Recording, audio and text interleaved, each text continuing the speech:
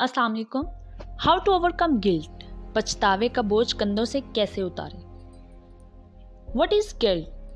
If you commit a crime you are in guilt. हक तलफी, नाइंसाफ़ी, दिल आज़ारी और बहुत से ऐसे जराइम जो कभी ना कभी आपके ज़मीर को आवाज़ देंगे और वो आवाज़ आपकी रूह को दीमक की तरह चाट कर खोखला कर देगी, जो आपसे दिल का सुकून और रातों की नींद छीन लेगी। पछतावा शायद मौत का सबसे तकलीफ साथी है, most painful companion of death.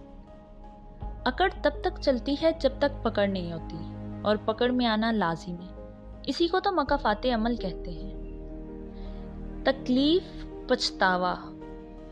पछतावा एक सजा है, क्योंकि ये आपसे आपका सुकून छीन लेता है। कहा जाता है कि जिंदगी में कभी उन लोगों को खोने की गलती मत करना जिनकी आंखें आपके लिए रोई हों, जिनके लब आपके लिए दुआ कर रही हूँ, जिनका दिल आपके लिए तड़पा हो, क्योंकि ऐसे नुकसान का कभी अजाला मुमकिन नहीं।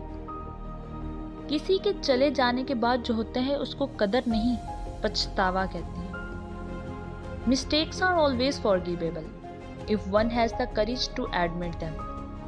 अगर कभी पछतावा आपकी ज़मीर को आवाज़ दे तो सबसे पहला कदम नदामत महसूस करें। अपने खुदा से अपने किए गए गुनाहों की माफ़ी मांगें। 4 चीज़ें तौबा की कबूलियत के लिए ज़रूरी हैं। कल्बी तौर पर शर्मिंदगी और नदामत, ज़ुबान से इस्तग़फ़ार, अज़ा से नेक अमाल अंजाम देना, दोबारा गुनाह ना करने का पुख्ता इरादा करना। इसी तरह जिन लोगों के साथ आपने हक तलफियाँ की हैं, किसी अल्टरनेट तरीके से उनके साथी बनने की कोशिश करें, अपने गुनाहों का अज़ाला करने की कोशिश करें। कुछ लोगों के चले जाने के बाद आपको पछतावा होता है कि आप उनके हक नहीं अदा कर सके, अपने फ़राइज़ नहीं निभा सके, उनसे माफ़ी नहीं मांग सके, ख़ास तौर पर वालिदैन के सिलसिले में।